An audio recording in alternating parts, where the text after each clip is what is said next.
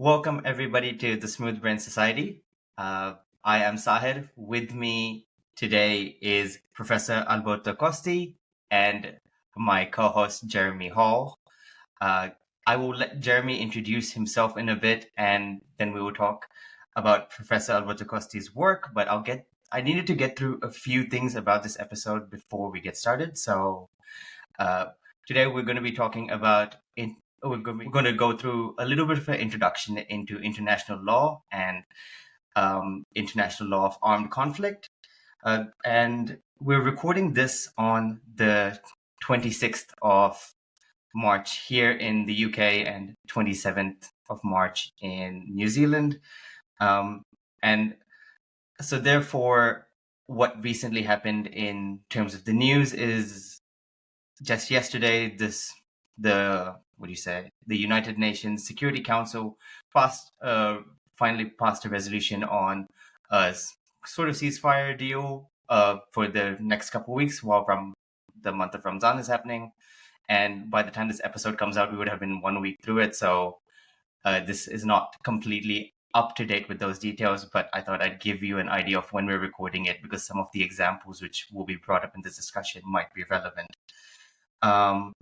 Another thing which we also might talk about is because this podcast episode is about international law and armed conflict, we might talk about Russia and Ukraine. We might talk about some of the laws around genocide. So keep that in mind. I think an important thing to keep in mind is we're talking about international law.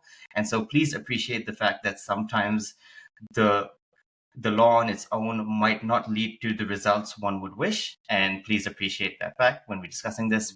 And yeah, I think those were the key things which I wanted to point out, some of the examples which we go through and all that. So yeah, with that, let's get to the actual episode. I'll first let Jeremy introduce himself. So you all might know him with the shirt which I'm wearing or the logo of the Smooth Brain Society. He's the one who's designed it.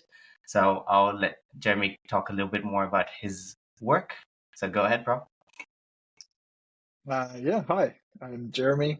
I'm a Kiwi director and producer working in London in the advertising scene. And Sahir and I have known each other for quite some time. Yeah. And I saw the initial Smooth Brain Society graphics and decided that they needed an update really quickly. He couldn't be friends with a creative and have non-good logo design. And we're a keen learner and interested in these kinds of things. So very, very happy to be here, man. Thanks. Great to finally have you on. I've been trying to get you on for a bit, to be fair. All right. So I guess the star of the show, the person we really need to talk to today, Professor Alberto Costi. He is a professor in law at Victoria University of Wellington. He's part of a lot of things, so I'm just going to read out some of them. So he specializes in the law of armed conflict, international criminal law, international humanitarian rights law, the law of international organizations and international environmental law, and in comparative law and European Union law. So he has published extensively in all these areas, and just some of the things which he is a part of, he is a member of. He is a member of the New Zealand International Humanitarian Law Committee and serves as Secretary General of the International Law Association New Zealand branch, and he is the Vice President of the New Zealand Association for Comparative Law. So welcome, Professor Costi. Thank you for coming on. Thank you very much, Sahir. It's a real pleasure to be with you and Jeremy today to discuss some very interesting issues, well, sadly, very interesting and very topical issues on international law. So I'm really happy to have this opportunity. So thank you very much for welcoming me on this podcast. Thank you. So should we start there? Like you said, topical. We hear it a lot in the news that international law, someone's violating international law, something's happening. But what is it? What is international law? Is it this kind of constitution the world has agreed on, or are they different documents? How does it actually work? If you could give us an idea, because I feel not many people actually know. Thank you very much, Sayir, for this opportunity. Because the problem with international law at the moment because of the sad events that are occurring all over the place, not only what we see in the media in Ukraine, in Gaza, but there are conflicts in Africa, in Asia. And I'm really sorry to start with that there's some noise because it's very windy in Wellington. Wellington is a very windy city. And I can see from my window the rough seas as well, which I think encapsulate quite well the state of international relations today. So international law or public international law is at its origin the rules of law that govern the relations between states. Especially in the older days, it was really states were the only subjects of international law, those that had the capacity to enter into treaties, the capacity to enter into diplomatic relations with other states. And what we've seen, especially when after the Second World War, has been the increasing role of international organizations. They were by no means not existing before, but with the creation of the United Nations, we had a great hope that it will allow the international community to work much better by regulating the relations between states, also looking a bit more at the other legal persons. And what we've seen after the Second World War is the creation or the emergence, rather, of uh, other actors, such as international governmental organizations that can enter into treaties, that can have missions, like the United Nations sends agents, envoys, as we call them, to different countries when there is a crisis. Some of the auditors might have seen the Secretary General of the United Nations going to the border of Gaza in Rafah. So, as the Secretary General, he embodies the organization that has a huge role. And also, more and more, with the development of human rights law, we've seen that individuals have started to have rights and obligations in international law. You mentioned armed conflicts. Well, obviously, when we look at armed conflicts, individuals who are not taking part in hostilities should be protected. They should not be targeted. At the same time, if someone takes up arms or someone commits acts of genocide, crimes against humanity, they can be prosecuted. So, what we've seen, the development of international law starting as a body of rules governing relations between states, little by little has increased its presence by also governing relations between states and international organizations, and more recently in time, also relations between states and individuals and legal persons. Well, when I say persons, it's legal person, could be sometimes in some areas corporations, but mostly we're talking about physical persons, you and me, and we do have rights. The So international law works generally well. That's partly probably how we are able to speak to each other at this moment, you on the other side of the world. It's possible to travel because of existing treaties between states. Commerce also works with the World Trade Organizations, free trade agreements, and international law. One of the main sources are treaties, where states and sometimes international organizations come together and they negotiate the text of a treaty. For instance, the Geneva Conventions that are talked about in both cases of Gaza and Ukraine, that where states agreed to set out on paper rules that govern hostilities. At the same time, international law, especially in the old days and still today prevalent, are rules of customary international law, that is, rules that are not in writing, but that are based on practice, consistent and uniform practice, which states follow as because they have a feeling that they have a legal obligation to do so. So these are the two main sources of international law, and generally states do comply with these rules. But as we see in the case of some of these conflicts, if we see, and even sometimes in terms of trade agreements, that there are sometimes conflicts, there are sometimes disputes, and that's where, unfortunately, a lot of the attention goes, and that's why international law is sometimes perceived as not working, even though most of the time it works. Unfortunately, when it doesn't work, it can lead to incredible, tragic consequences. And Ukraine, Gaza, we can talk about Central African Republic in the last few years, Mali, with the destruction of artifacts, regional artifacts. We can talk about so many conflicts.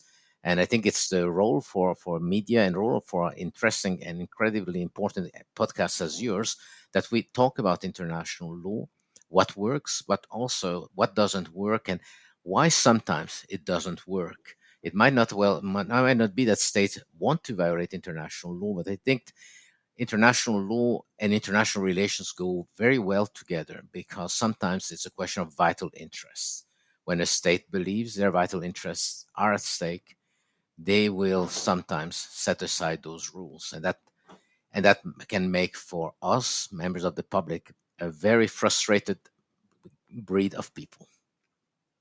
So I'm not sure if that covers a little bit the general rules of international law. Hopefully, it gives a general idea at the moment. No, I think it gives a pretty good idea of what to expect. I guess in light of you saying that we don't really focus on the positive things as much, we can start there. I think it might be a good idea to just give us some kind of positive examples of how international law works or successful cases of it, and then we can. Yes. I know we will delve into other things later. Yes. Well, examples I can see in the case of free trade agreements, even though obviously they do come with a baggage and they're not all positive, but that sometimes allows products from one country to cross borders to another country, and that allows for lower tariffs in trade and therefore lesser costs in terms of consumer prices. At the same time, areas where sometimes it works could be also in terms of aviation law.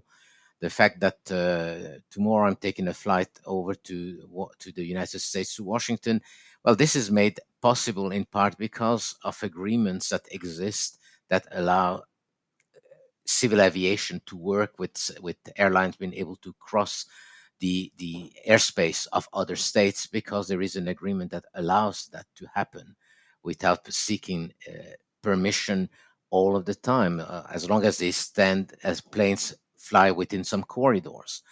I can think about international environmental law. Again, it can be sometimes slightly contentious. We know that.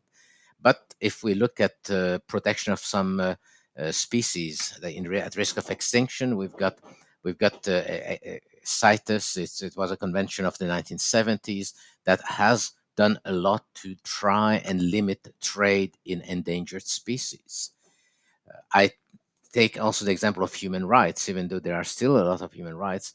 The presence of human rights treaties to which most states have become parties, they've signed up to these treaties, means that often our domestic laws take into account human rights protection for us individuals. We still have to comply with the law of the state we're in, but at the same time, if you're imprisoned and there's no trial, you're just sentenced to jail. Once all recourses at the domestic level are completed, well, you can petition to sometimes a human rights committee at the United Nations, or if someone is in Europe, at the European Court of Human Rights. What I mean is that the states do not live in a vacuum where they can do what they want. They have obligations that they have accepted to comply with, whether it is purely a kind of an exercise in public relations to be able to say we are party to a treaty, or because they fundamentally believe. I do like to think that the Geneva Conventions, despite the violations that we see in some of the current conflicts, states sat together and accepted that they needed to set out rules that govern conflicts. It does not eliminate the law of armed conflict, or international humanitarian law does not eliminate conflicts, but at least it's attempting to humanize a little bit more what happens during an armed conflict. And Sahir, I would say that when we look at international law, and as I tell my students when I teach, we have to look at international law now we look at it as a discipline, almost as a language, because in diplomatic circles, states don't have to say much, and other states will know what they are meaning. But international law, more than simply a legal discipline, it's also a discipline of how to conduct relations in society. But what we have in the 21st century is the product of many centuries and millennia of relations. We can go back to the 2,000, 3,000 years before the Common Era, and you had already some treaties, in not maybe in the modern sense, but treaties between the Pharaoh of Egypt and the Hittites in ancient civilization in the Middle East. So there was this idea that sometimes monarchs or rulers would get together. Well, what has evolved over time is that it's gone from, I would say, almost punctual examples here and there to more and more a set of common values, where you found the same idea of rulers entering into agreements in Asia, in ancient Asia. You found that in Europe, in the Middle East, and little by little, these common values kind of crystallize into a language, a common language. And I think the best example is that of the law farm conflict. We find in both in the Christian tradition, the Jewish tradition, the Muslim tradition, similar principles that you should not target women, you should not target the elderly, you should not set on fire trees that produce fruit during an armed conflict. There you find similar ideas of limiting the use of force during an armed conflict, and this goes from traditions or records of those historians at the time to, you see, towards the 19th century, more and more rules that come into the first Geneva Convention in 1864. You see that in the development of the body of law from conflict in the late 19th century and in the 20th century, where we've been able to negotiate important treaties on limiting the use and prohibiting the use of personnel landmines, for instance, and in the 21st century, even the use of cluster munitions. I like to think that international law, because otherwise we would be very frustrated if we think it can work in a go. It's really the product of an evolution, and it goes through some difficult times, and sometimes it's through those crises that something comes out that betters society. Like the United Nations is really the product of the failure of the League of Nations after the First World War. The fact that the states took very much the law into their hands between 1920s and 1940s, and then we had the Second World War, and that was followed by the creation of the United Nations. So I think really we have to look at these on incremental changes in society, and the protection of human rights in 2024. Not perfect, I admit. I'm the first one to admit it.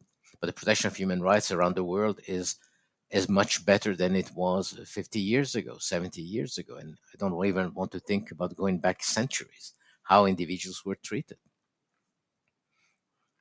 It's really interesting that you bring up this as kind of an evolutionary trait, because I guess I often find that humans from all over disagree on quite a lot of things, but it's nice that we've, I guess, agreed on this set of rules to abide by, especially in armed conflicts. How often do we find examples of international law sort of being broken?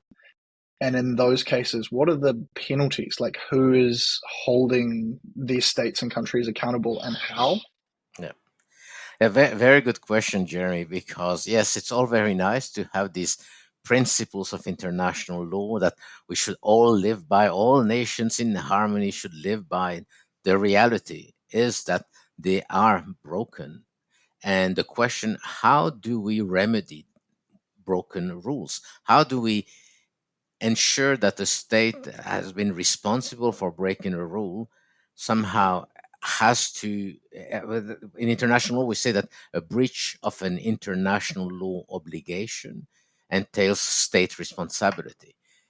In the best, in a nutshell, in the best of circumstances, we could turn back the clock and a state that, for instance, has refused to extradite someone to a state that requested such an extradition, well, turning back the clock is that they will surrender the person.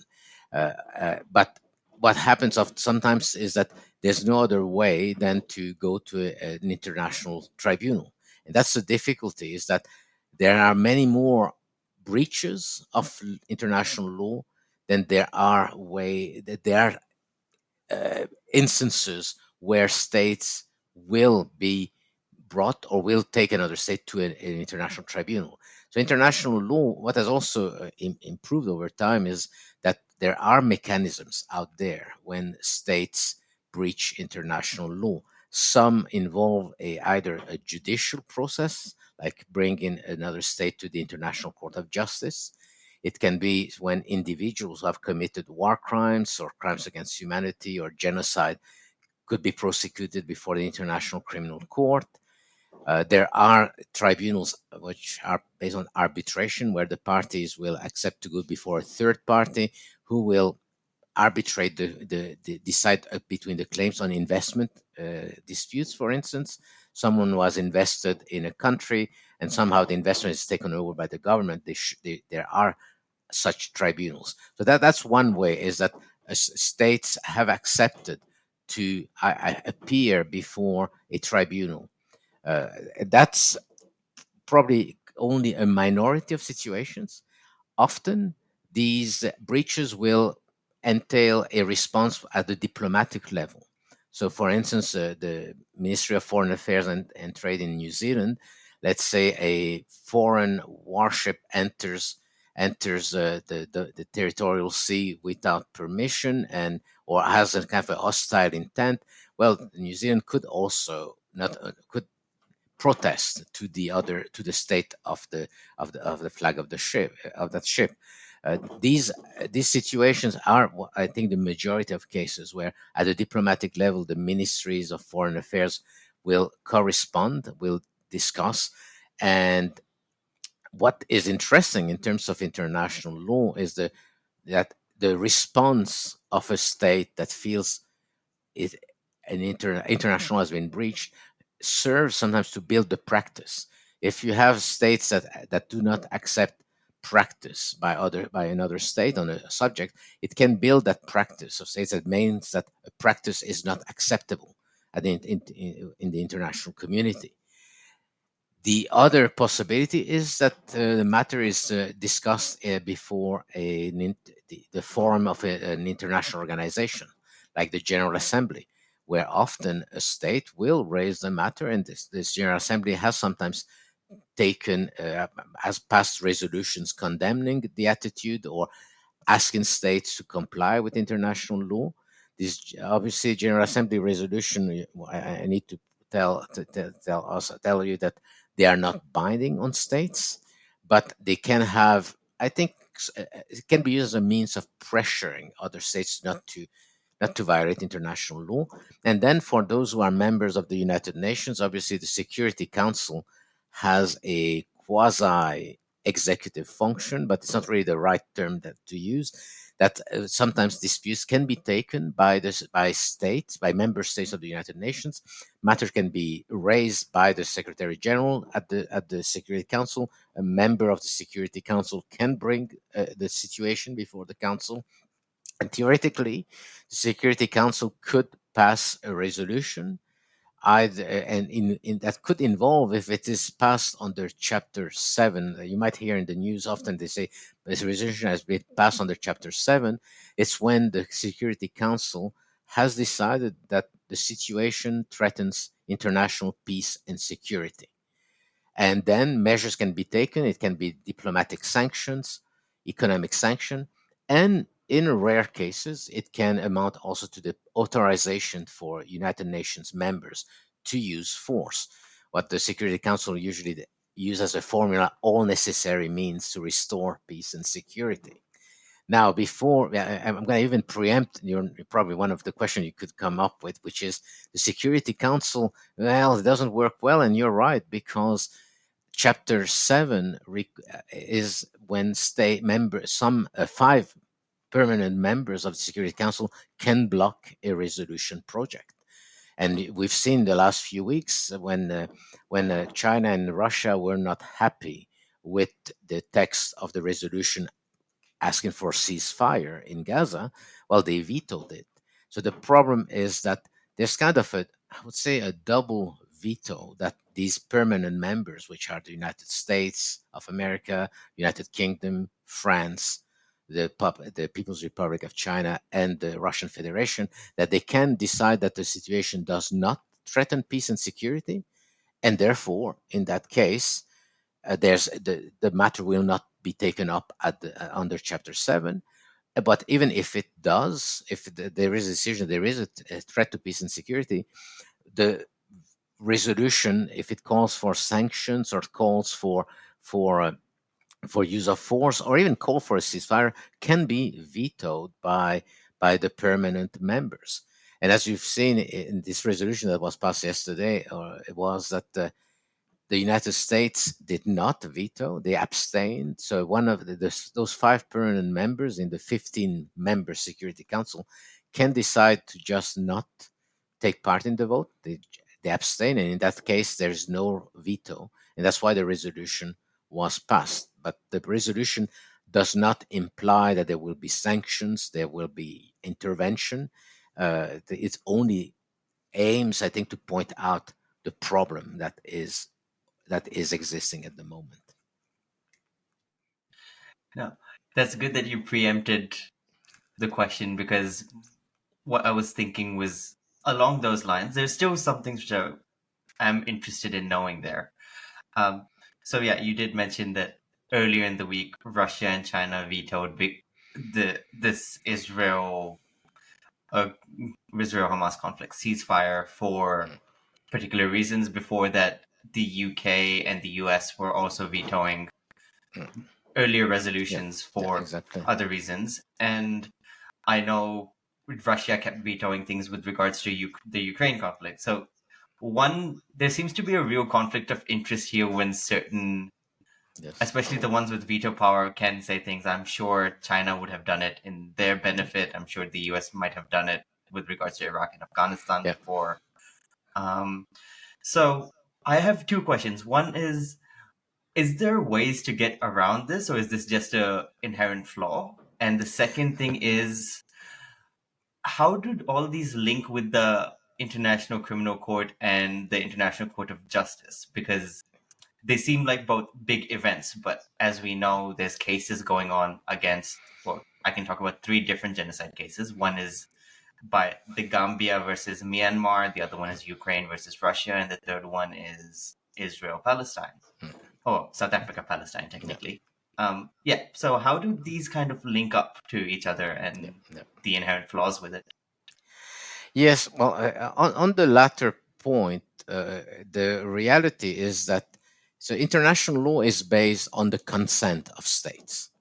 That consent, they express it through entering into treaties, accepting to follow rules of unwritten law that they feel they have to follow. And what the rule of consent means, first of all, that a state cannot be forced to appear before a court unless they have consented to it. So that's why there are few cases before the International Court of Justice, because for that to happen, there must be evidence that the state has consented to it.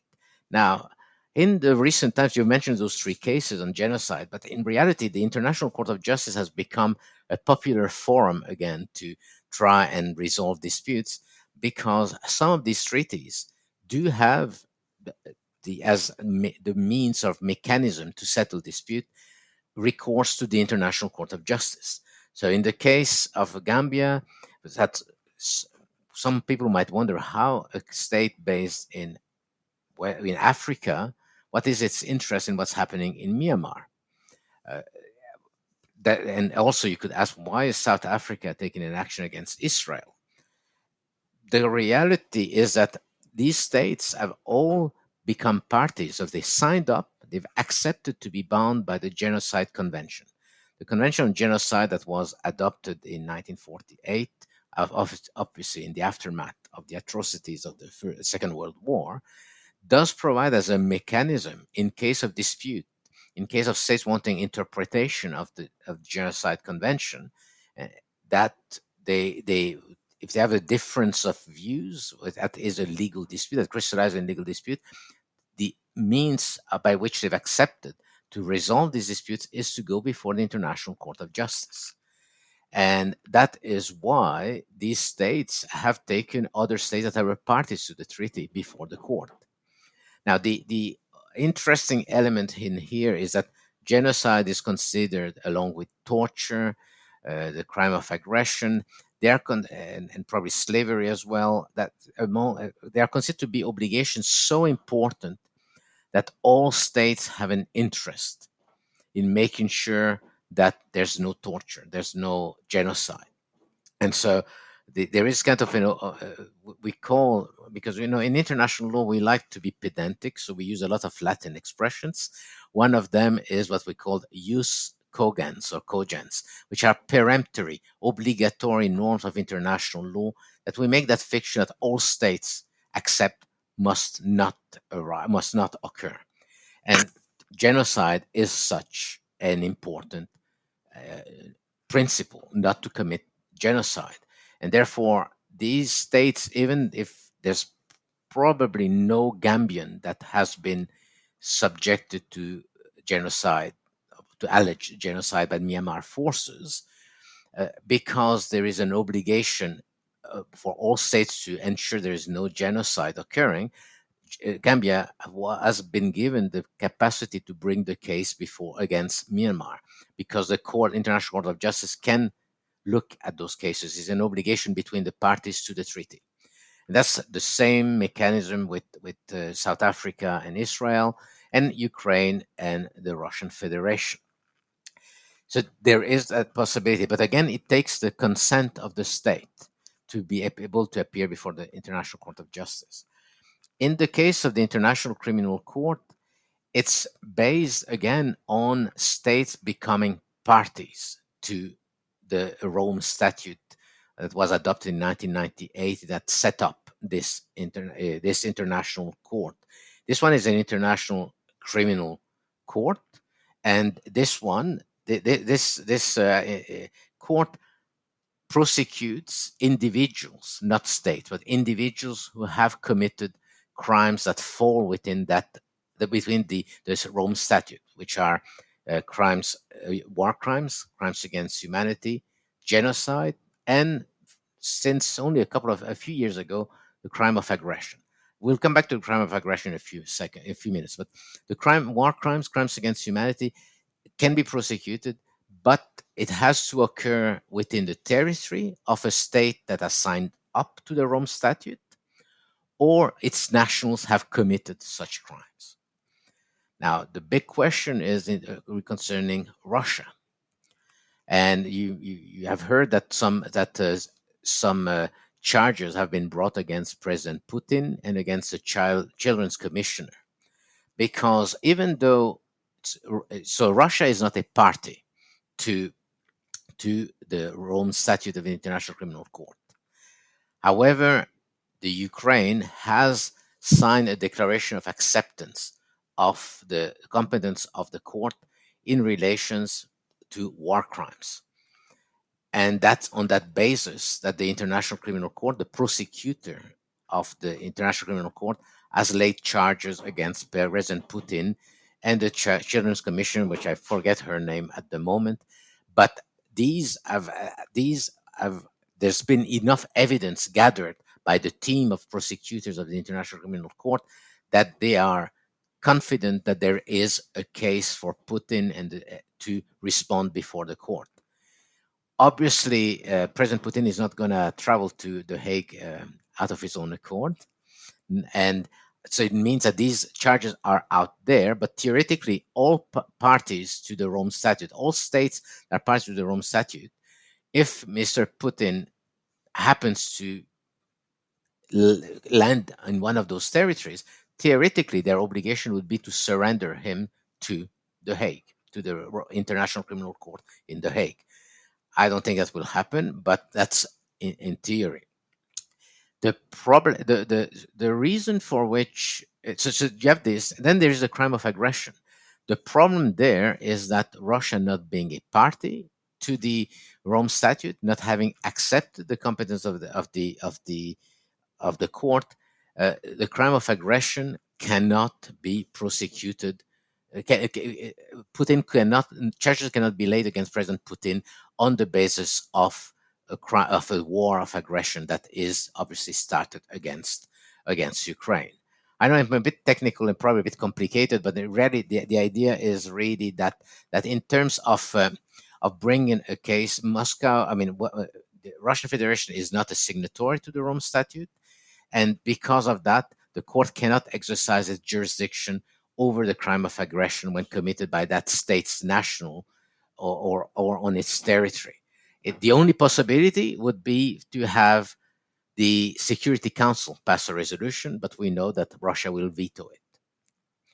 So that's the question. Then, even if there is competence for the court, the question is always one: what is the evidence brought by the parties before the court? It's not the International Court of Justice, the International Criminal Court. It is a question of beyond reasonable doubt, like you would find in most domestic courts in terms of criminal trials. The International Court of Justice, it's preponderance of evidence, when the court believes that the state has produced evidence and that the rules have been broken or not by the other state. But in the case of Ukraine, I want just to mention that what they've done very, very cleverly has been that it's the Russian Federation that was accusing the Ukraine of having committed genocide action, of committing or planning to commit genocide. And so what Ukraine did was to bring the case before the court, because Russia has accepted the jurisdiction of the court, and Ukraine says, well, we want the court to say whether there have been acts of the genocide. And obviously Ukraine says, no, they have not committed genocide. But we will see what will happen once the case is heard by the court. And obviously, many of these cases go before the International Court of Justice and take a long time before a decision is taken. And because you go to a third party, you can never be sure you're going to win the case if you're a state. So you have to think carefully whether to bring a case or not. As for individuals, well, there's certainly many more war crimes committed than there are individuals prosecuted before the International Criminal Court. And because there's been so few, and most of those who have been charged, have been prosecuted or are being prosecuted, have often been from the African continent, which has led to some calls for condemning the court for bias against African states. So that's what the possible prosecution of President Putin is a welcome sight, to see that the court is not only aiming at looking at what's happening on the African continent, but it is all these mechanisms, all these tools of resolving disputes, unfortunately, they tend to be very politicized. It's interesting you sort of say there are obviously some biases that have been pointed out, and in cases of the UN, and when we're talking about sort of votes on or against genocide, people are able to veto this.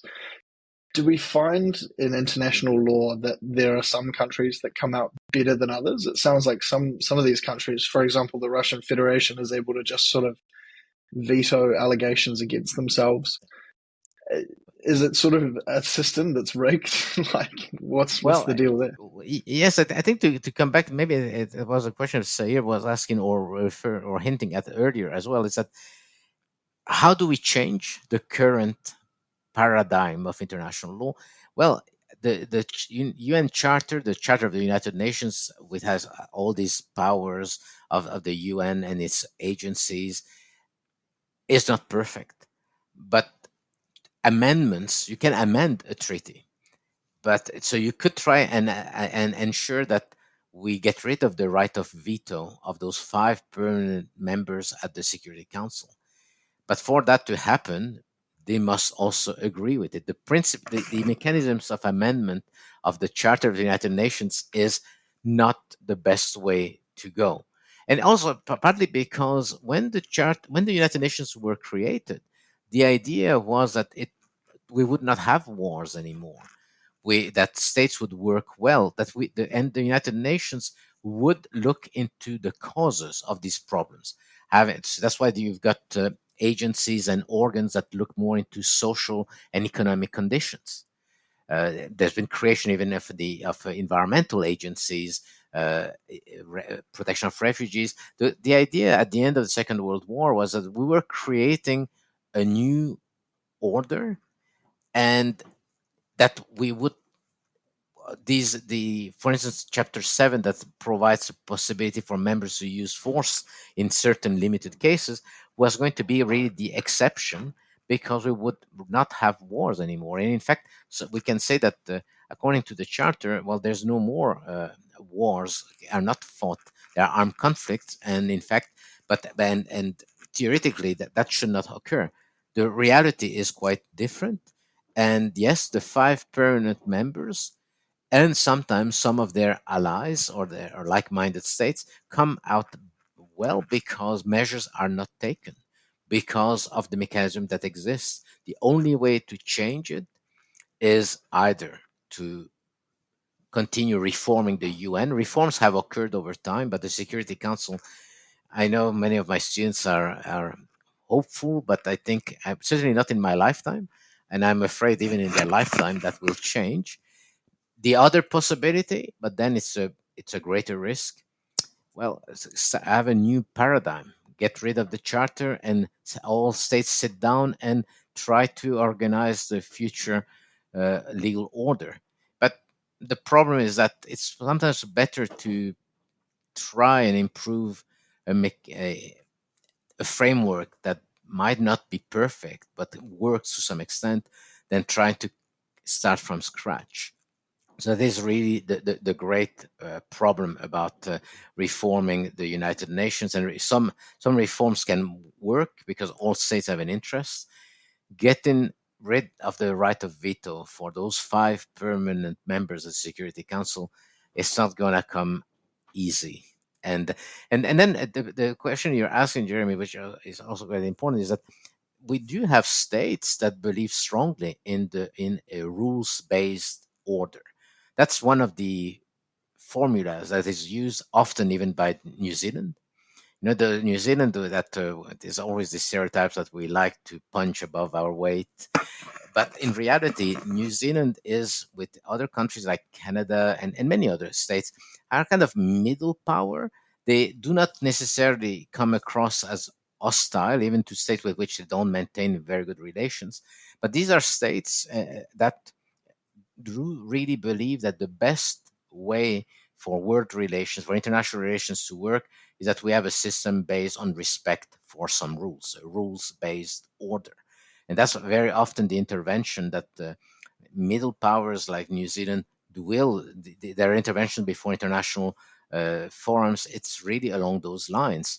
And I think for states that are not superpowers, that don't have major military or economic power, that is really what they need to work and lobby at the international organization, how to ensure that everyone might not always be happy with all the rules, that we make changes, we work, and we try to comply with those rules as much as that is possible.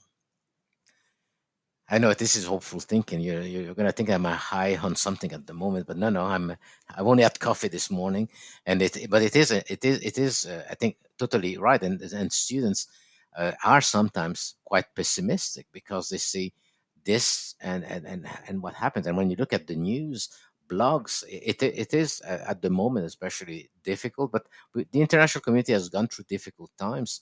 I'm old enough to have lived, and having been I was thinking early high school or late elementary when the Cold War was in, well, I remember in the early 80s, we thought a nuclear war was going to happen. We were able to avert it. I like to think that we're not going to see it now, but yeah, it's a difficult time, and for countries like New Zealand, they have to work with other like-minded states, and that's what they do, working with like-minded middle and small middle power small states to work together to at least try to balance power by number, if not by military and economic power. That was really good. I've got so many questions. I think the one which I'm gonna ask first is, you mentioned, well, we spoke about bias in the ICC in terms of mainly people from Africa being brought in front of it, and you also said that Russia not being a signatory also does not help in the cases, although Putin is, well, there's an attempt to bring Vladimir Putin forward to the ICC. What happens for sort of non-state actors? So, example, the Taliban.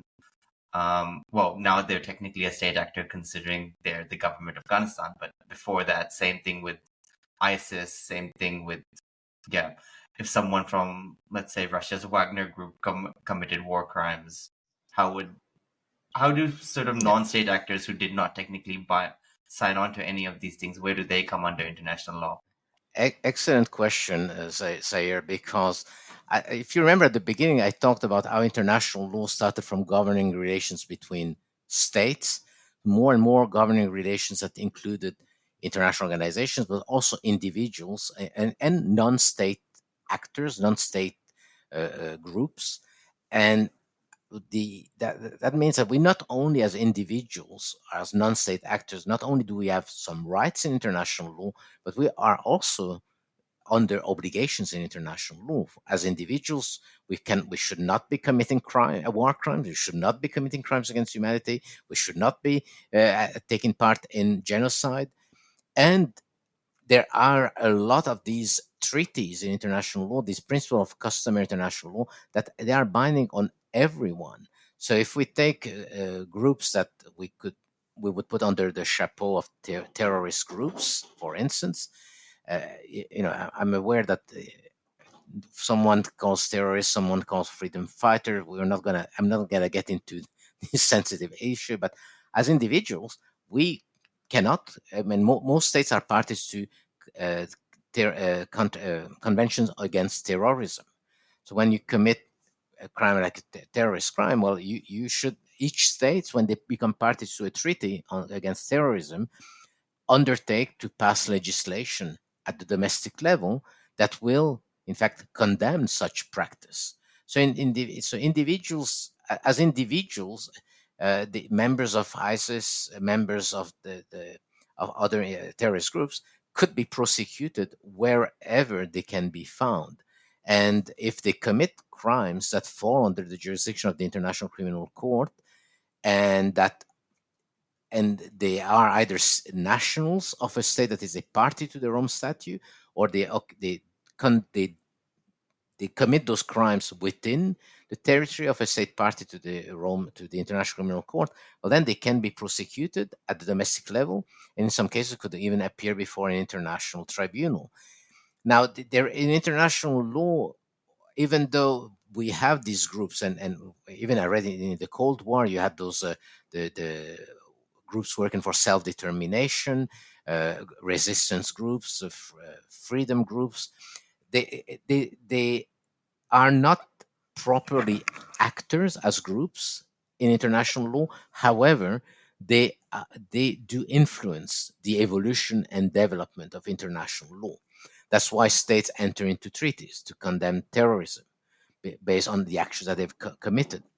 So that is certainly one element. The other element is that obviously, well, the Taliban being also, in fact, the government of Afghanistan at the moment, they've become kind of the they are the government in place. But if they were, let's say, an opposition movement conducting conflict in Afghanistan, well, then again, they non-state groups, non-state actors are also bound by the principles of international humanitarian law.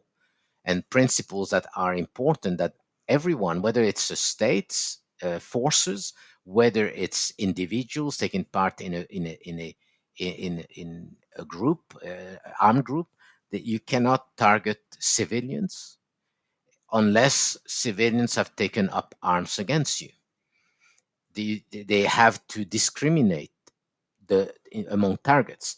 If the target is close to a civil object or a civilian, you have to think twice whether you're going to use force or not. You should not undertake a military operation if the incidental or collateral damage is so great that actually they should not have undertaken such action.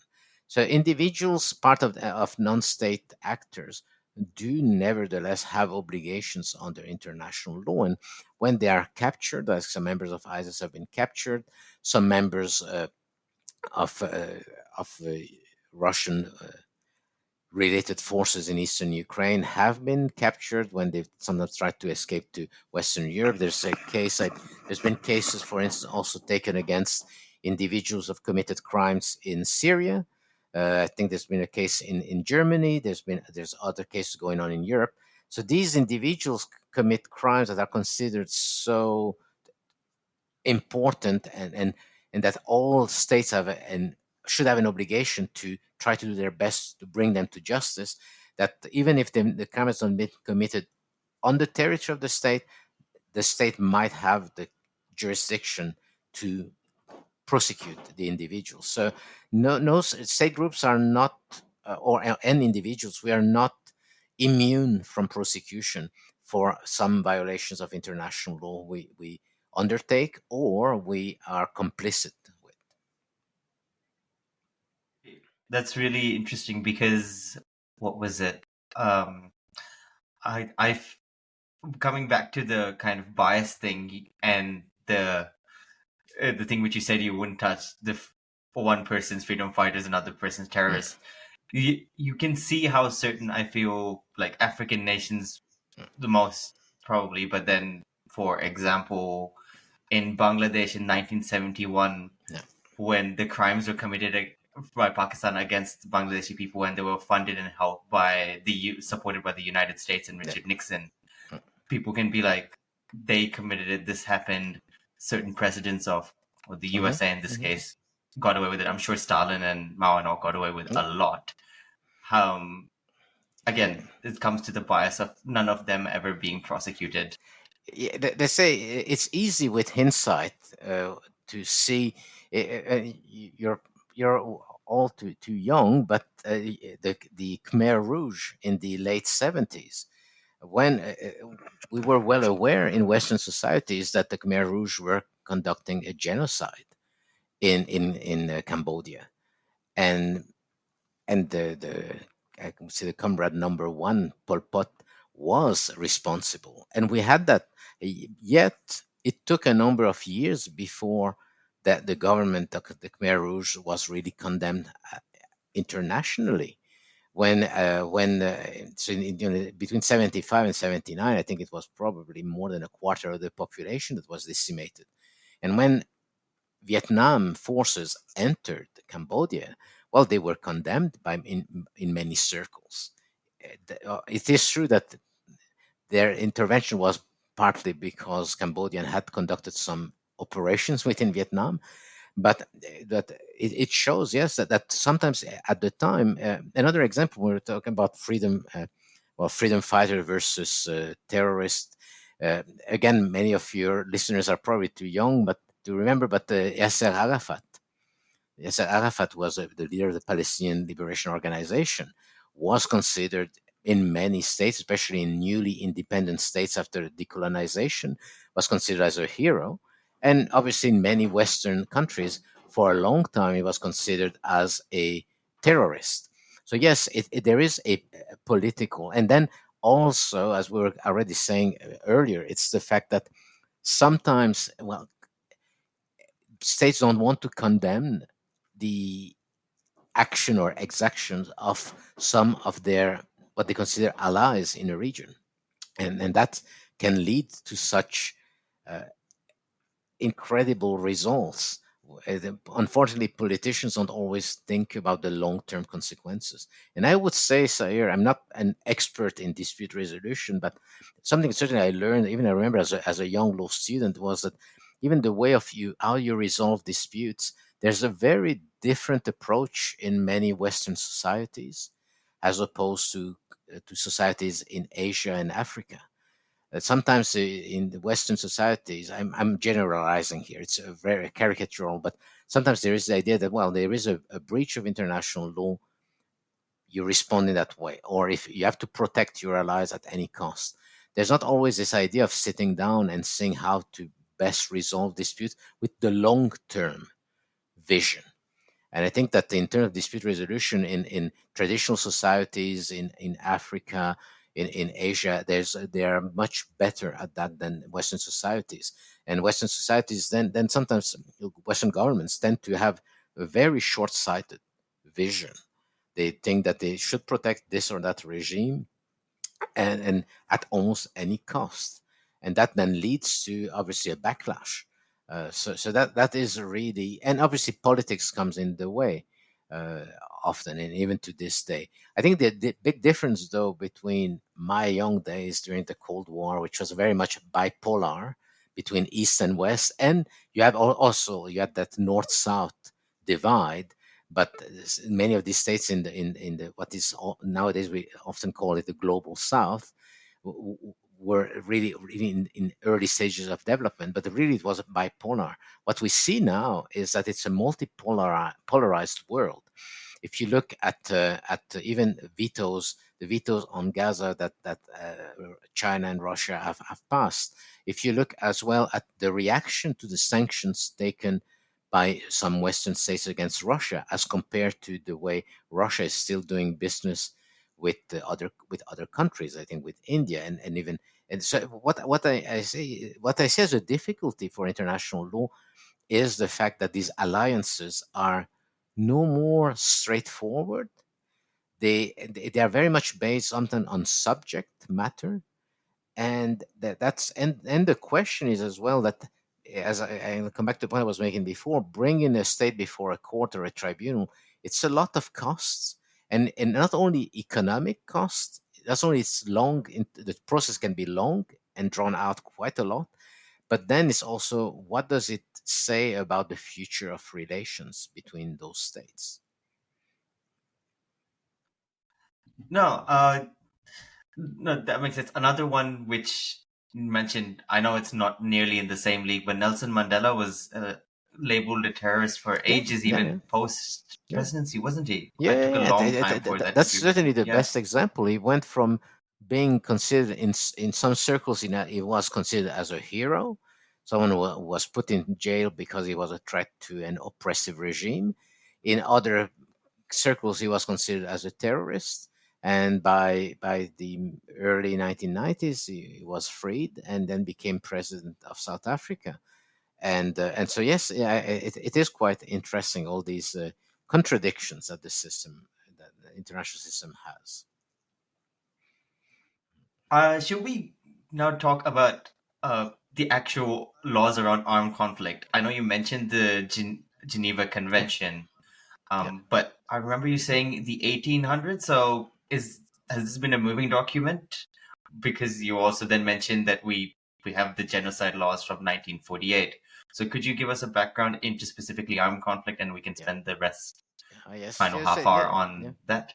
So the law of armed conflict is the appellation, the older expression is used often in military circles or traditional laws of war, law of armed conflict, and it is very much today considered the same as international humanitarian law, which will be much more used by the International Committee of the Red Cross, by non-government non-governmental organizations that deal with looking after people who are victims of during armed conflict. So the body of law that is law from conflict is it's a specialized body of international law. It's and it governs. There are nowadays kind of there's been since the 20th century kind of two main areas. One looks very much at the force and means and methods that states and some non-state actors can use during an armed conflict. And another body of rules looks more at the treatment of those who are no more taking part in armed conflict or are not taking part in armed conflict. We're talking about fighters and soldiers that have been injured, have been captured, and civilians who are not taking part in an armed conflict. So the I would say the older rules related to means and methods of warfare. For instance, means is the kind of weapons. Already by 1868, we were trying to ban, or states, not in a treaty, but in a declaration at a conference in St. Petersburg, took the position that some projectiles should not be used because they really generated a unnecessary suffering. And we're talking 1868. And 1864 was also the fact that the first Geneva Convention, so the Geneva Conventions have increased with time, but in 1864, imagine, we're talking a long time ago, a number of states sat down and agreed to rules that should happen when a soldier is injured. Some medical teams should be able to go out on the battlefield, and they should be able to care for the injured soldier, whatever the nationality, and they should not be targeted. So you have these already in the 1860s. And in fact, when I was saying earlier about common values that crystallize into I would say more moral rules and then into legal rules, around that time that we have the Geneva Convention in 1864, where we have the civil war in the United States between the forces of the Union forces and the Confederates. And a professor of law at Columbia, Francis Lieber, came up with a code of conduct for the armed forces of the Union, the Northern forces, that what they should and shouldn't do during warfare. And you have, even in New Zealand, there is often we use an example, before a fight, before a battle between British forces and Maori iwi or tribes at Gate Pa in the Bay of Plenty in the northern part of the North Island, where the Maori warrior chiefs decided to set a number of rules. They would what would happen if a soldier, a British soldier, doesn't have a weapon anymore? What if they take refuge in the church? How to treat women who are taken, who are uh, captured? You have already, so you have on 3 different continents similar kind of willingness to limit using the use of methods of doing warfare. And for me, it's beautiful because it shows, in those days there was no internet, and and on different continents you have, so and you find similar ideas in ancient China, especially the teaching of Sun Tzu, a philosopher many centuries ago. You find in traditions in ancient India. So you have these rules, and by the 19th century, even though there will be other incredible conflicts, but you see that evolution, and the body of rules of law from conflict or international humanitarian law really finds its roots in these movements. And by the 20th century, we have a number of treaties that will be signed. We have treaties that ban the use of biological weapons, chemical weapons. Now we have cluster munitions are banned, certain types of personnel landmines. And the Geneva Conventions have also increased by we have when you look at the fourth Geneva Convention of 1949, you have a convention that deals with soldiers who are no more taking part in armed conflict because they've been injured. You have similar rules that apply to warfare on the sea. You've got a convention we often refer to prisoners of war, the POW convention. What happens when someone is captured? They should not be just shot. They should be provided with shelter. They should not be allowed to go back and take up weapons, but they should be treated normally. And then you've got the convention that deals more with civilians, and the fact that it's that civilians, yes, during an armed conflict, if the forces of occupation can subject the local population to some restrictions, but there is a limit to it. You cannot just put in jail all those you perceive to be enemies of the conquering forces. So the Geneva Conventions have grown, and then by 1977, maybe some of your listeners will know that we have added two additional protocols in 1977 that are, in fact, one is on international armed conflicts. So when it's forces of two states fighting each other, and the 1977 first first additional protocol brings together some principles that deal with how to deal with the people involved in warfare, but also the type of weapons, targeting methods like discrimination of targets between military targets and civilian objects. And then we had a second additional protocol, slightly more contentious, that deals with internal armed conflict, non-international armed conflict, when it's forces of the state versus an insurgent group, or fight between two insurgent groups.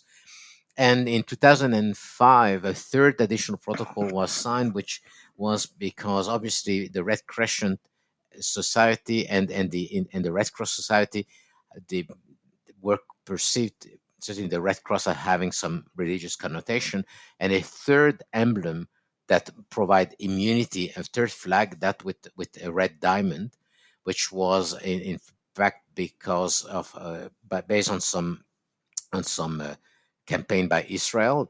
So we have additional protocols. So as you can see, there is and if I come back to weapons, in 2017 there was the adoption by a number of states of the convention banning the use of nuclear weapons.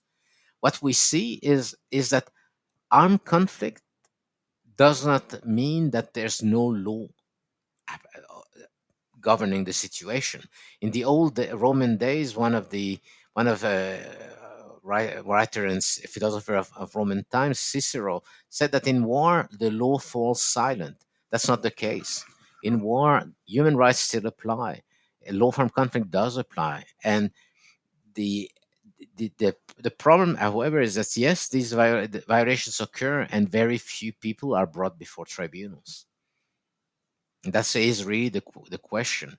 But also these rules, there are many of these rules, and I think that without being contentious, because I think it's quite well recorded by accounts from the Red Cross, governments. The reality is that both in Ukraine and in Gaza, there have been most likely war crimes committed. When I talk about war crimes, we're talking about that military commanders have to decide, when you have a target close to a hospital or close to a school, what is the best way of achieving the military objective. Sometimes it might well be, well, you'll have to wait. Sometimes you might have to take a decision. It's not a completely proportional analysis, but yes, what kind of weapons are you going to use? Are you going to if you have what you believe is the military base or a compound of the enemy forces, which are within 30 meters from a school where 5 days a week you've got young people, young children there, how do you attain your military objective? You're entitled to complete your military objective, but you don't have a free hand on doing what you want. And I think that, and so maybe at some point, yes, you want to limit your losses, but sending a bomber with a, a, a huge bomb or missile that is going to create incredible loss of life, casualties, destruction, well, then you should think twice. So military commanders have an obligation. They are well advised in general by legal advisors and other advisors, and they take that decision on the basis of the information they have.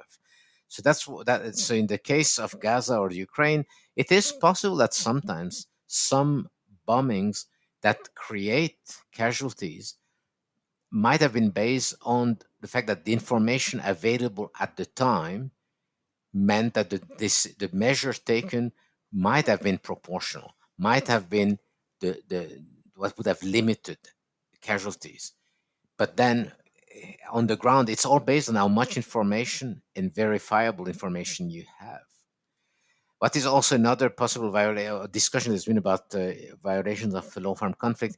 There was a few months ago a dam in eastern Ukraine that was bombed by Russian forces, and that created environmental catastrophe, flooding in some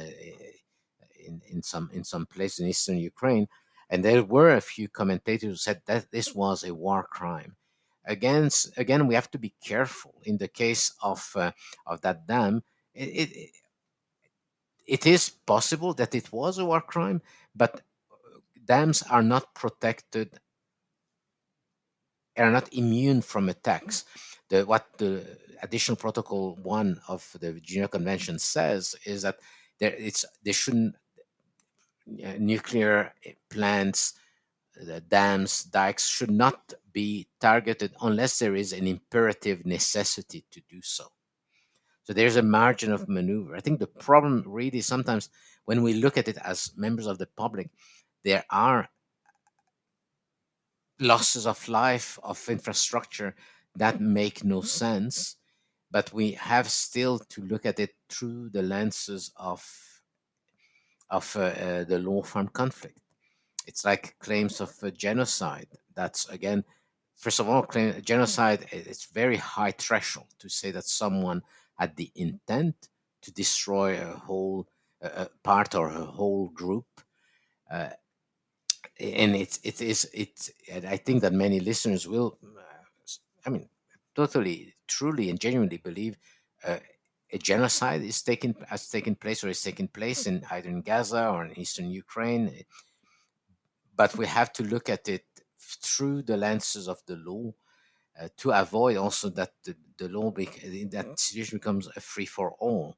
And I would probably say that in the case of Gaza, despite some atrocities do amount to war crimes. If I put on my hat as a law professor, I would probably say that there's not the intent on the part of Israeli authorities to destroy the Palestinians. And I would tend to think that, certainly from an international criminal law viewpoint, I don't think at this stage that I have in front of me enough evidence to say that genocide is occurring. I know this would be contentious with some of your listeners, but there certainly are war crimes when some targets make little sense in terms of what they've achieved, and also the presence of displaced persons. But for law firm conflict, the same thing in Ukraine, we have to look at evidence we have. I would be happy to change my position if I had more information that would lead me. In fact, international criminal law and international criminal court can only work on the basis of evidence. It's like any court of law, and there must be ready to bring from a charge to be taken pre-trial, to be able to be then bring it to trial. There must be evidence of that there is enough to at least bring the situation to trial. So it's not beyond reasonable doubt, but it must be a preponderance of evidence that yes, the case should proceed. Wow, quite a lot in that. What's the you have quite an optimistic view of this armed conflict, international law in general, which I think is quite sweet. I like the sort of idea that there are communities globally that can agree on these rules that sort of mean we have to treat each other as human. But then obviously there's exceptions, and we're sort of talking about the sort of events happening in Gaza at the moment. Who sort of decides, and what is the threshold for genocide, for example, right? Like, when is the point? Is it, and what is the evidence? Do we have to see a bunch of atrocities sort of happen in order to pull somebody up on this? Where do you sort of draw the line of intent? I think that's really quite interesting. Thank you for the epithet suite, because usually my students think that I'm quite cynical. I was certainly born on the cynical side of town, but I try to see that I try to balance what's happening with the legal rules we have. I think all this shows how the law is sometimes inadequate and is often trying to run after events rather than preempt them. And I think you're right from the point of view of processes. As I said, it's very much based on the capacity to bring a case before an international or a domestic court.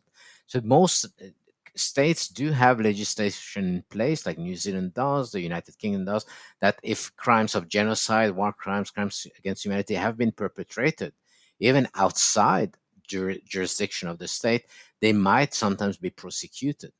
Now, the question is that the best way of prosecuting someone who has committed such crimes is in the place, in the state where this has happened, in the sense that the evidence is there, witnesses are there. The problem, though, is that sometimes the infrastructure has been completely wiped out. So, for me, the best solution is a local solution. Sometimes it cannot work, and that's why you've got sometimes the International Criminal Court, because the International Criminal Court is really based on the idea that states who are willing and able to prosecute individuals who have committed such crimes should proceed with the prosecution. The court will only kick in, if I may say, once it's clear that either a member state is unable or unwilling to prosecute. Now, this is not done just automatically. Generally, it's the office of the prosecutor that individuals will send evidence. Groups, like for instance, I know of some groups of young jurists or young law students who have sent information to the office of the prosecutor that there should be some prosecution of, I don't know, for instance, directors of oil companies because of climate change. So the process is really done through the office of the prosecutor. Theoretically, the Security Council could also ask the court to deal with cases, but because of the right of veto, is very unlikely. But then the office of the prosecutor really has to bring together evidence. Do they have witnesses, testimonies? And then it's a bench of judges that will decide. And at the International Criminal Court, it's based on the idea someone will have to be convicted only if there is proof beyond reasonable doubt. Now, how does this proof come from? It's really mainly from that evidence.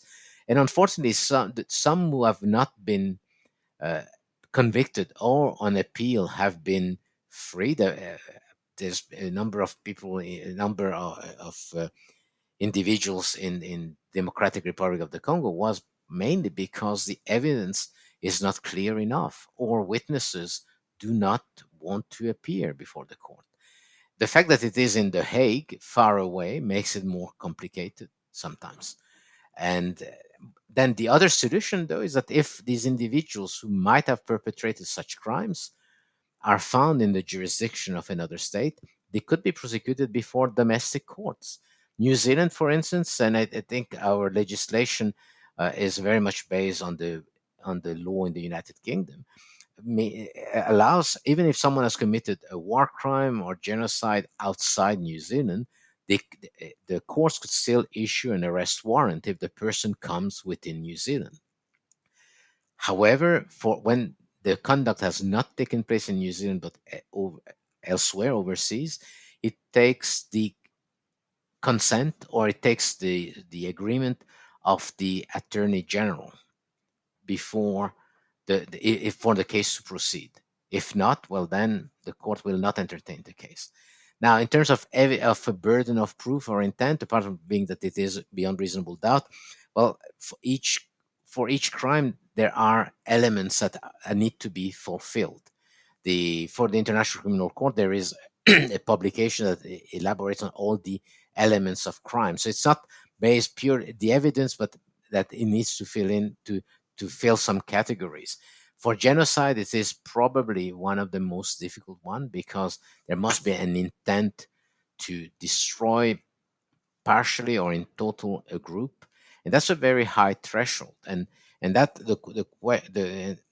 makes it quite difficult for a criminal trial.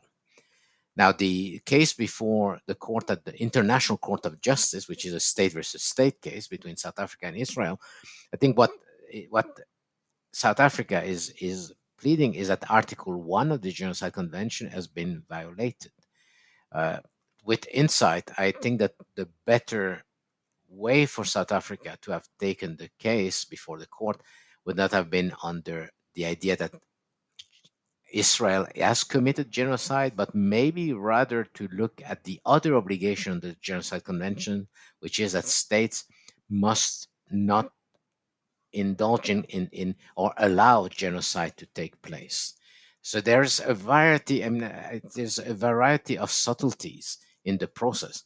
For me, the best way, and I know I'm probably sounding overly optimistic, is to make sure that through the International Committee of the Red Cross, through NGOs, through hopefully young generations, we can work towards what New Zealand calls a rules-based order, where respect for rules that exist, mitigating the number of occasions where these crimes do occur. But at the same time, I think that that we have to accept that prosecution in law subjects the situation to a very sometimes formal restrictions and requirements. And if, for instance, there was a case before the International Criminal Tribunal for Yugoslavia, where I think that what led to the acquittal of an individual, I think on appeal, was that I think the prosecution's basis was that the weapon used, which was some kind of rocket launcher, was not precise enough, and the commander knew. But I think that they misled the court on the the precision or the margin of error of the weapon, and based on that, there was enough. The court decided to acquit the individual. So it's what makes it quite frustrating. And I would really say that even though we like to think we should go to the court, we should bring cases to the International Court, International Criminal Court, but certainly in terms of reality is that these cases take a long time. And when you go before a third party to decide, like in the court, you can never be sure what will happen. And so sometimes it might be better to try and prosecute within your own borders. And in other cases than war crimes or labor, you try maybe to at the diplomatic level to sort out differences. Like, for instance, even when you look at the case of these ceasefire resolutions, including some of them that have been vetoed, probably if the P5 would have met a bit more and would not be in a situation of hostility as some of them are at the moment, maybe we could have avoided the circus of having in the same week a resolution vetoed and then a resolution with when one of the members, you can see pictures, sits down not doing anything because it's simply abstaining. So I think that it is the problem with international law. It is really the enforcement, and the efforts can be made at implementing it and making sure that the domestic law take into account international law, that courts, governments take into account the international obligation of their states. But at the same time, it's a victim of the same problems that all domestic legal systems have. If I always use a very silly example for my students, but in New Zealand, the Crimes Act does say that you cannot commit murder. Yet we do have dozens of murders every year. And in the UK, it's the same thing. doesn't mean that the system is corrupt, that the system is bad. So there are, I think the difference with international law is that it can lead to incredible consequences. And I have to say that in my lifetime, this is the second time only where I can feel that even though I like to think there won't be a nuclear war, but it wouldn't take much for a leader to decide to press the button. Certainly more than it's been in many, many years. And that's why the respect for international law, but it's also, I think, for me, it's the way sometimes also negotiation or discussion must take place. If I take the attitude, and I'll take you had the example of Libya in 2011, 2012, when the International Community Security Council decided even to allow the use of force against Libya. That was after some declarations by the then leader Muammar al-Gaddafi that some rebels in the eastern part in Benghazi were animals, they should be destroyed, and all this. That led to outbursts of emotions and led states to believe that there was an intervention that was needed. The Security Council passed a number of resolutions, including one that under Chapter 7 that allowed the use of all necessary means to force Libya to comply and to stop attacking its people, some people within Libya. And that led, and it was not clear in that resolution that also meant allowing either troops on the ground or destroying actively air defenses of Libya. That's what NATO and some Arab nations decided to do. And Russia and China did not forget that. Russia and China abstained on their interpretation of what the Security Council resolution actually meant. So when the Security Council who should have intervened in Syria, it couldn't because China and Russia remembered what happened in Libya.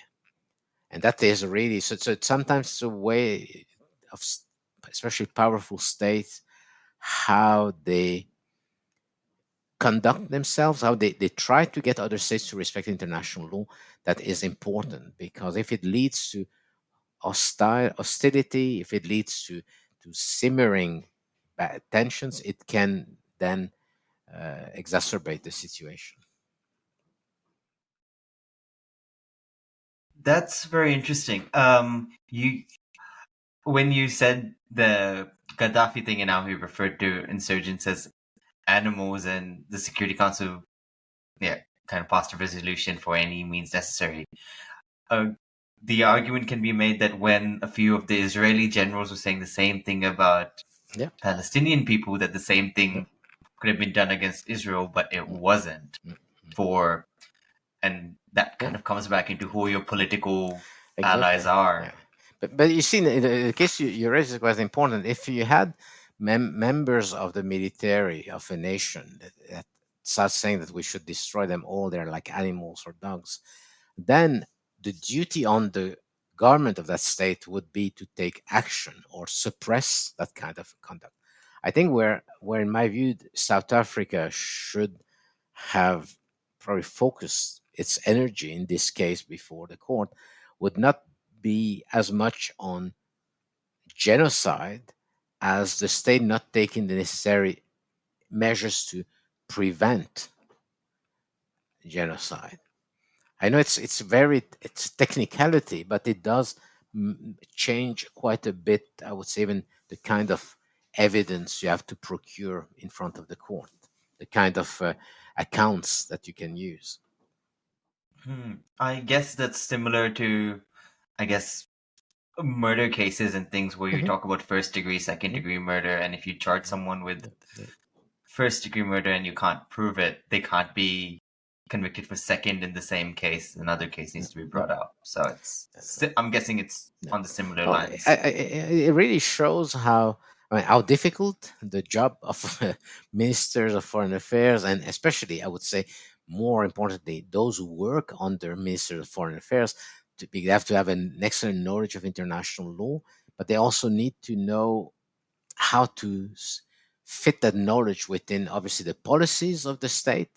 And that's and that can lead to results that are sometimes, as I tell my students when I teach, is that obviously I teach them what the law should be or is on paper, but we cannot. For me, international law is a discipline that can only lead to tears if you have a black and white mentality that international law exists and you have to comply with it. I think that's where international relations are a very good complement to international law, because international relations forces us as international lawyers to look at what what are the causes of conflicts, what lead the state to act in certain circumstances in this or that way. And I think that's it's an excellent marriage, international law, international relations, because we can then understand why sometimes a vital interest or a state's perception of an interest is that it's so crucial, so vital to the state, that it means that they might, on a specific set of facts, decide that they have no other choice but to violate international law. The problem is when that violation becomes a norm rather than being an exception. I would just like to point out that we've been recording for an hour and a half, so we should probably get towards any final questions. Jeremy, did you have any? I think the last question I have is one that you probably have too, Sahir, and that is again touching on Professor Costi's optimism for this situation. How do you have any thoughts on how the system could be fixed? Because we've obviously discussed about how flawed it is. Do you have any sort of idea of realistically how this could be changed for the better? Yes, yeah, you should always take my predictions with a grain of salt. I always thought that the trilogy of the Lord of the Rings would be a big flop at the movie theaters when they came out. So take what I'm going to say with a grain of salt. The reality, I think, is that we we have to hope that all conflicts do end one day. When I was young, I didn't think that the Cold War would ever end. If I look at the situation in Gaza or in the Palestinian occupied territories, even only 15, 20 years ago, anyone coming up with the idea of a separate state or the two-state solution, in many circles, we would have been condemned as being pro-terrorist. Things have changed. Even the United States openly now have said there's no other way but a two-state solution in Palestine. I think that's. I like to think that it's the evolution. Obviously, law can only flourish if there is also political support.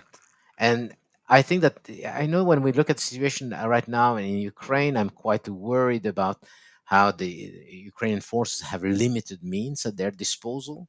If I look at Gaza with so many displaced persons that have really nothing to do with what has happened between Hamas and the military force of Israel, and that are starving, it is for me shocking to see that. I already thought that in the 1990s, both in Europe and in the former Yugoslavia and in Rwanda, the genocide, it's hard to see how have we improved as society compared to what was happening 75, 80 years ago. But at the same time, I like to think it's also the reaction that is changing. For Gaza, Western governments have not just remained silent. They have been critical of the attitude of the forces of Israel. Israel has a right to defend itself. There is a right of self-defense, but it must be exercised within the limits imposed by the law. And that has been quite clear. 30 years ago, that would not have occurred. For Ukraine and Russia, it is perplexing to me what's that all the Western nations are doing is, yes, providing some weapons, but we leave a people which of a country which has a much smaller population have to defend itself against forces that are way more powerful. I though when I say I'm a bit optimistic, or that I try to be optimistic, is that even I know that President Zelensky and others have said that you cannot sign a peace accord, or you cannot stop the fighting. But I just remind our listeners that sometimes, even after a peace agreement takes place, you can still prosecute individuals who've committed crime. The best example is in the former Yugoslavia. The Dayton Accords in 95 or 96 saw, in fact, a kind of end of hostilities. Yet, well, Milosevic, President Milosevic, Dr. Karadzic were eventually, even though they were sitting at the table when these accords took place, yet were eventually prosecuted or died in jail before they were prosecuted. So I think that it's it's important that to see that there is always a tomorrow. Unfortunately, for those who suffer, it cannot come fast enough, and unfortunately cannot all it doesn't always come. But we have to believe that and I'm not here taking I'm not being paid by the New Zealand government, but I think respect by majority of states of the rules-based order is the best way forward, and that is with that kind of diplomacy that we can make advances, and also to make sure that there are also the resources necessary in international tribunals to prosecute. If I take an example, the extraordinary chambers in the courts of Cambodia eventually only made, I think, 3 trials because the process came too late, and a few states gave money to this hybrid tribunal to judge Khmer Rouge perpetrators. If you look at the International Criminal Court, the Office of the Prosecutor works with limited resources. It's for sure that they have to decide where they put their energy, which at the moment would be probably on Ukraine.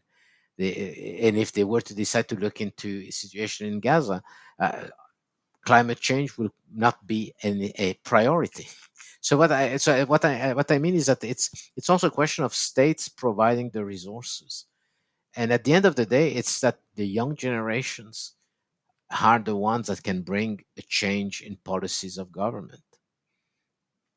And that's really, but yes, there's no magic rule about that, I'm afraid.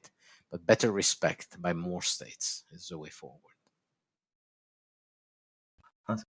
I think that's a great place to end, because of course we can international law is just not a 1 hour 30-minute subject. It goes way longer, and there's so many more questions of course we would have liked to ask and discuss, but I think this is a good place to end, and hopefully we can get Professor Costi back on, or some of their colleagues back on later to go into more details, because I look forward to the comment sections already being like, oh, you didn't go far enough about this, you didn't I would be more than happy to come back. I could have spent hours. I found it very interesting. Thank you very much, and thank you for giving me time to speak with both of you. It's been a real pleasure. Thank you so much. Thanks, Jeremy, again for coming on. Thank you both. Yeah, it's been really enlightening. Very, very interesting. This is not something that I talk about on my day-to-day. So it's a nice, refreshing change for me. That's good. Professor Costi, the very last thing before we say goodbye is if you had any one piece of advice for our listeners to take home, what would it be? Read widely on current events. When I say widely, various sources, not only the sources that you trust, but also sometimes looking beyond to see what is out there, to be well informed. I think good information is the best way to build good positions.